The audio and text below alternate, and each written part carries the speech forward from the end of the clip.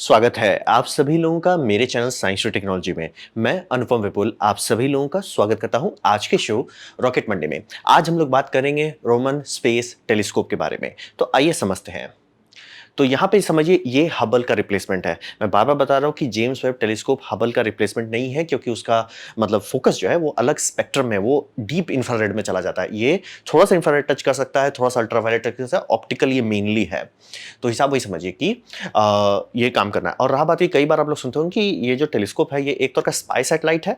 हाँ, बात सही है क्योंकि इसका जो रफ डिज़ाइन है, मतलब कि रफली कैसे बनाना है वो घुमा-फिरा के स्पाई सैटेलाइट से उठाया गया है। और स्पाई सैटेलाइट बनाने का, मेंटेन करने का काम करता है एनआरओ, नेशनल रिकॉग्निशंस ऑफिस। तो वो लोगों के पास 2 या 3 सैटेलाइट एक्स्ट्रा बन गया था। जो होता है कि मतलब आप डिज़ाइन कर रहे हो, कॉन्ट्रैक्ट्स कई साल आगे पड़ते हैं, तो होता है कि मतलब आपका कॉन्ट्रैक्ट कंप्लीट होते-होते तक आउटडेटेड हो जाए वो चीज़। तो मान लिया आपने 10 दिया था, एक-एक करके ही ना बनेगा। तो आपने 3-4 ठो रिलीज़ किया, उसके बाद यार इसको कैंसल कर दो। तो एनआरओ के पास लिटरली 3 टेलीस्कोप, मतलब एक ऑलमोस्ट कंप्लीट हालत में, दूसरा का मिरर कंप्लीट हो जाए, तीसरा का भी काफ़ी मिरर कंप्लीट हो चुका था। वो उनके पास खाली पड़ गया। तो उन्होंने डोनेट किया नासा को। बस ये था कि वो सब चीज़ हटा देंगे, मतलब सिर्फ आपको मिरर दिया जाएगा और एक लॉ के साथ दिया जाएगा, भैया आप धरती में नहीं देखो। मतलब ये वो होता है कि वो स्पाई सैटेलाइट था, कैसे देखता था, काफ़ी चीज़ लीक हो जाएगा अगर वो धरती पे देखने लगे तो। तो इसीलिए भैया आप बाहर जो करना है करो, धरती में मत देखो। ये है और ये हमारा ग्लास है और इस पे पूरा आपको सारा चीज़ खुद से दोबारा बनाना पड़ेगा। ग्लास बस हम आपको दे दे रहे हैं।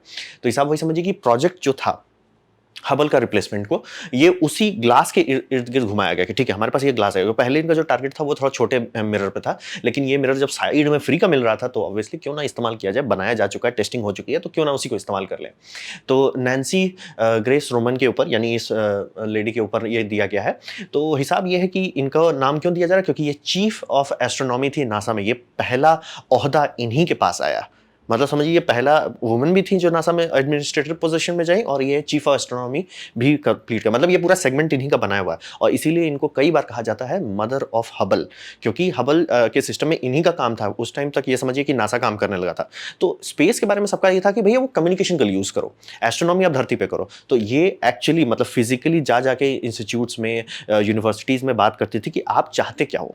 फिर वो इंजीनियर्स के पास आते थे, भैया तुम क्या बना सकते हो। तो ये दोनों का मिक्सचर करना, मतलब ऐसा नहीं कि इंजीनियर्स ने बना दिया एक टेलीस्कोप, अब भैया वो एस्ट्रोनॉमर्स बोल रहे भैया इसका हम करें क्या, मतलब एक समझ रहे कि मैं क्या चाहता हूं और तुम क्या बना सकते हो, दोनों का मैच कराना होता है।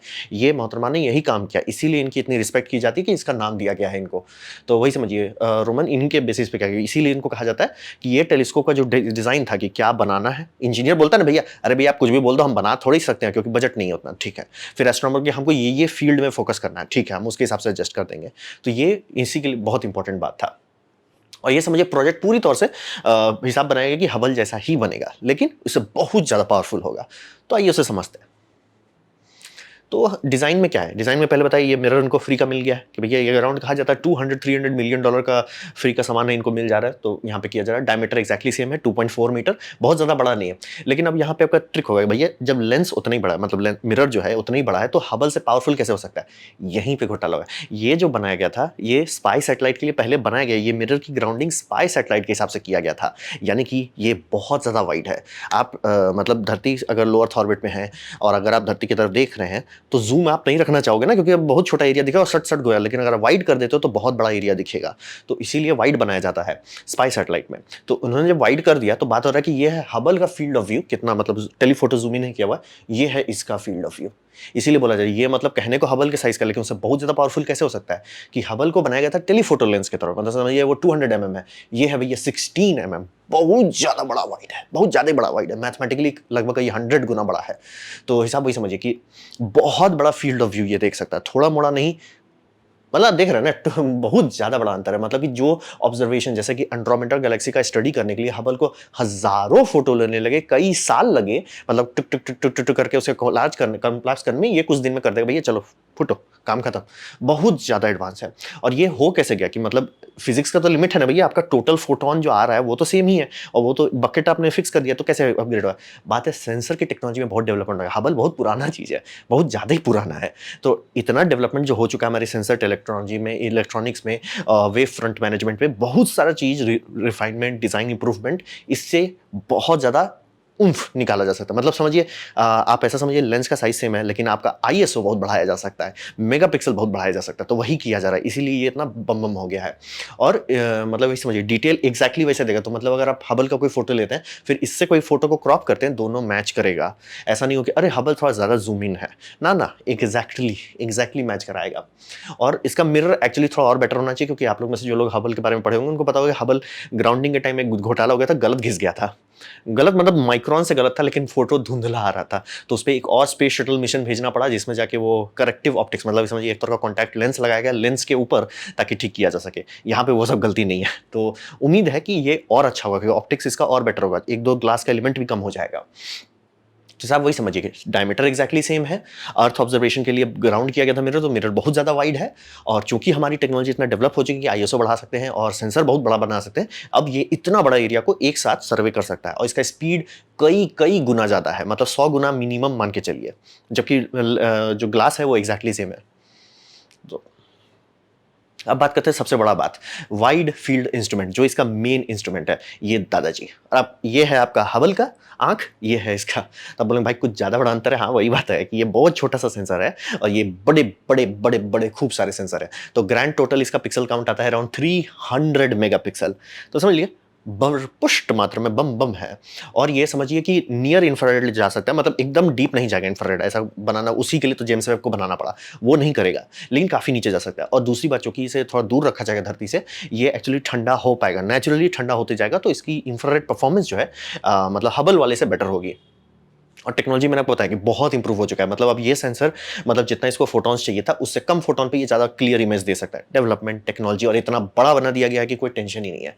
और इसमें एक वाइड बैंड है जिससे मतलब आपको पूरा कलर फोटो मिलेगा, बस 6 नैरो बैंड फिल्टर दिया गया है। ऐसे इनके पास डिस्क है जो घूमता है और उसमें मतलब स्लिट्स में अलग अलग डिस्क लगाया गया है। नैरो बैंड फिल्टर लगाया जाता है कि हाइड्रोजन अल्फा स्टडी करने के लिए अलग अलग फिल्टर्स आते हैं, और वाइड बैंड है जो आपको पूरा फुल फोटो दे देगा। और इसमें ग्रिज्म और प्रिज्म भी का एक पूरा फिल्टर सेटअप दिया गया है। स्लिटलेस स्ट्रेस मतलब स्ट्रेस्कोप स्टेरोस्कोपी के लिए दिया गया है वो, यानी कि कंपोनेंट एसोसिएट करना चाहते हैं। अगर मान लीजिए कुछ ऐसे जगह पे फोकस करें जहाँ कुछ ही तारा है, तो ये ऐसा कर सकता है कि उसको मतलब समझिए एक तो का प्रिज्म से डिफ्रैक्शन ग्रेटिंग से गुजारेगा और उसकी लाइट को स्प्रेड आउट कर देगा, उससे उसका स्पेक्ट्रम पढ़ पाएगा। और चूंकि इतना सारा सेंसर एरिया है कि काफ़ी चीज़ एक साथ पढ़ सकता है ये, तो यही इसका मेन सेंसर एरिया। क्या उड़ रहा है इस टेलीस्कोप के साथ, यही उड़ रहा है, और इसी के चलते ये हबल जैसा ही मिरर होने के बावजूद भी उससे बहुत ज़्यादा काम कर सकता है। मतलब सेंसर की परफॉर्मेंस इतनी बढ़ गई है कि 100 गुना ज़्यादा काम उसी ग्लास से कर पा रहे हैं जो हबल के पास है।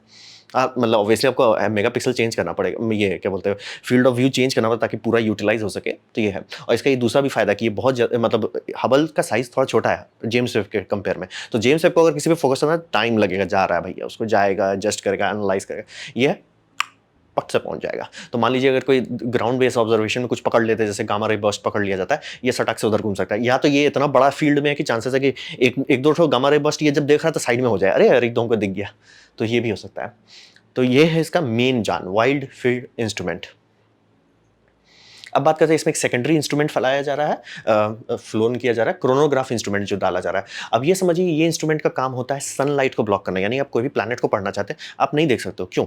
प्लैनेट से लाइट नहीं निकलती है, वो रिफ्लेक्टेड लाइट है, और लाइट का सोर्स को अगर आप डायरेक्ट देखते हैं आप चौंधिया जाएंगे। जैसे आपके आंख में अगर कोई फ्लैश लाइट लगा दे कैसा होगा, वही होता है टेलीस्कोप के साथ जब भी वो किसी प्लैनेट को देखने की कोशिश करते हैं, क्योंकि प्लैनेट सन इतना ज़्यादा ब्राइट है और प्लैनेट थोड़ा सा उसका लाइट रिफ्लेक्ट कर रहा है, कहाँ से दिखेगा? तो क्रोनोग्राफ इंस्ट्रूमेंट किया जाता है। मतलब समझिए कि अगर आप लोग बैटल स्टार गैलेक्टर देखो, उसमें देखो पायलट जब स्पेस में उड़ रहे हैं और स्टार रहता है तो ऐसे अंगूठा करके स्टार को ब्लॉक करते हैं ताकि अगल बगल दिखे। आप गाड़ी के साथ भी ऐसा कर सकते हैं, गाड़ी चला रहे हैं और थोड़ा सा ब्लॉक कर दिए तो आपको दिखने लगता है आगे चीज़। तो हिसाब वही क्रोनोग्राफ वाला सिस्टम किया जा रहा है। तो स्टार लाइट को ब्लॉक कर देगा ताकि वो शाइन और ब्लूम जो है सेंसर जो ओवरलोडर है वो सब खत्म हो जाए, और फिर जो डिम ऑब्जेक्ट है उसके आसपास वो दिखने लगे।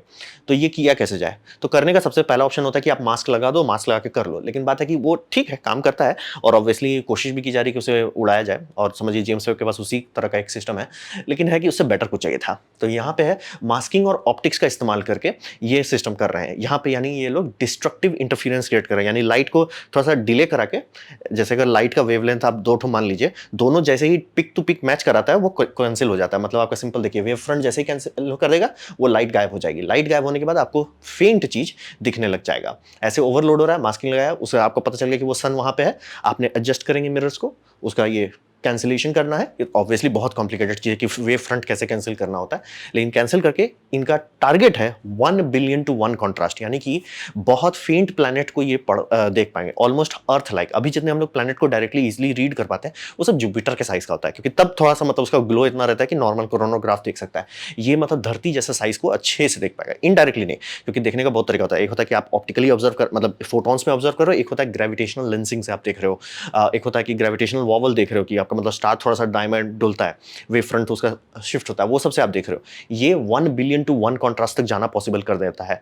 तो चांसेस है कि अगर ये सही से काम करता है, बहुत भयानक तरीके से हम लोग बहुत ज़्यादा मतलब रॉकी प्लैनेट्स देख पाएंगे। रॉकी प्लैनेट्स काफ़ी छोटे होते हैं, तो वही समझिए। लेकिन ये समझिए कि ये न्यू मिशन में नहीं गिना जा रहा है, मतलब मेन मिशन में ये नहीं है, क्योंकि टेक्नोलॉजी बहुत नहीं है। ये पहली बार इस तरह का वेव फ्रंट का इस्तेमाल करके कैंसिल किया जाए, तो बहुत न्यू है, अनटेस्टेड है, और इसको प्रूफ ऑफ कॉन्सेप्ट के तौर पे लॉन्च किया जा रहा है कि ये हमारा फ्यूचर का क्रोनोग्राफ ऐसे बनाया जाएगा। ऑब्वियसली चांसेस है काम करें। जैसे अगर आप लोगों को याद होगा कि जो रोवर्स भेजे गए तो उसमें एक हेलीकॉप्टर डाला गया था, वो हेलीकॉप्टर था भाई एक दो बार उड़ के तो देखो, लेकिन वो थैंकफुली काम करने लगा तो उसको उड़ाते रहे। यहाँ पे ये मिशन भी वही है कि ये डाल के देखो, अगर काम करता है बल्ले बल्ले, नहीं है तो हमारे पास बैकअप तो है। बैकअप क्या, मेन मिशन है, मेन मिशन को कोई दिक्कत नहीं होगा। तो ये एड ऑन है, और ये अगर क्रोनोग्राफ काम करता है तो इसको 2 साल के बाद पब्लिक के लिए खोल दिया जाए। पब्लिक एज इन लाइक मतलब वाइडर कम्युनिटी। 2 साल तक इसका रिसर्च सिर्फ नासा खुद करेगा कि भैया ये काम कर रहा है कि नहीं। तो ये क्रोनोग्राफिक इंस्ट्रूमेंट में हो गया। अब बात करते हैं इसे लॉन्च किया कब किया जाएगा। तो इसका हिसाब ये समझिए कि वहीं जा रहा है जहां जेम्स वेब टेलीस्कोप है, यानी कि लग्रांज पॉइंट नंबर 2 पे है। तो ऐसा क्यों है? इसका साइड इफेक्ट है कि वहां पे कोई अपग्रेड नहीं किया जा सकता, कोई सर्विसिबिलिटी नहीं की जा सकती है, लेकिन उसके ऑब्जर्वेशन प्रोबेबिलिटी बहुत अच्छी होती है, यानी कि वो कहीं पे भी देख सकता है। क्योंकि हबल के साथ ये एक समस्या है कि वो किस डायरेक्शन में देख रहा है, क्योंकि धरती ही उसको ब्लॉक कर देगा, चांद ब्लॉक कर सकता है। ये इस जगह पे जहाँ पे ऑलमोस्ट कोई चीज़ नहीं है जो इसको ब्लॉक कर सके। तो और चूंकि ये इतना वाइड फील्ड कैमरा, मतलब समझिए वाइड एंगल लेंस लेते हो तो आपको बहुत ज़्यादा झंझट होता है ना कि साइड में फ्रेम में क्या घुस रहा है, तो ये उसके लिए सबसे बेस्ट जगह है।